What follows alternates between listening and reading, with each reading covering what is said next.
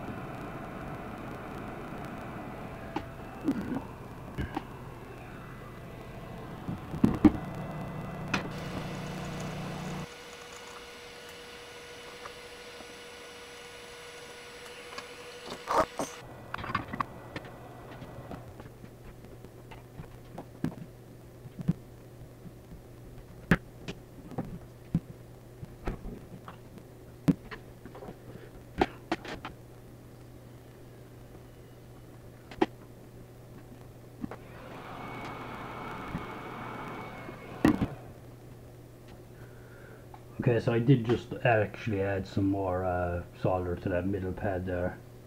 So now I'm just going to add some more flux, and just going to heat it up, drop the chip in, and then I'm going to slowly nudge it into place.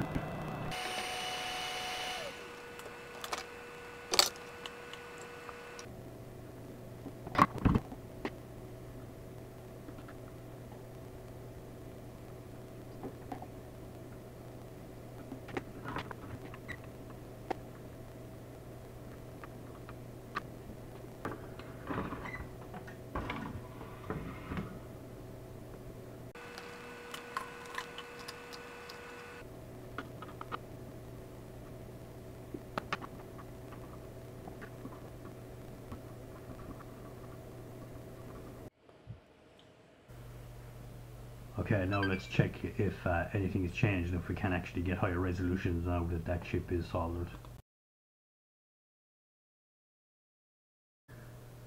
Okay, I apologize for the audio here. Sometimes my capture card will record audio and sometimes it doesn't. I don't know. There must be just some setting I'm doing wrong, but I started it up, went through the menu here to set it up, and I do get a 4K display here. Right here, yeah, I got a 4K, so I got keep 4K, and just to double check, I went into the settings and I changed it in the settings just to double check, and yeah, as you can see, it works perfect. So now that the console's apart, I'm going to take the LED from the front board and I'm going to change it and put an orange one on there. So here again, the microscope didn't record, so what I'll do is I'll leave a link. I have done an LED mod on an Xbox original, and this is pretty much the same thing, except this one you have to be a lot more careful because there is capacitors underneath where you're putting the hot air, but it's pretty much the same thing. So I'll leave a link to that up in the right hand corner, and then I'll just put the console back together and give it a test at the end just to make sure everything is working properly.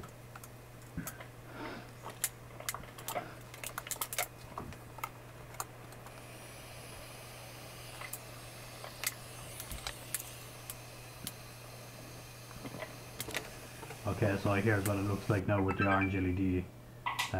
Turned it on, everything checks out perfect, so I'm going to end the video here. So thanks for watching, and if you like this type of content, please do consider subscribing and hitting the like button, and hopefully I see you in the next video. Thanks for watching.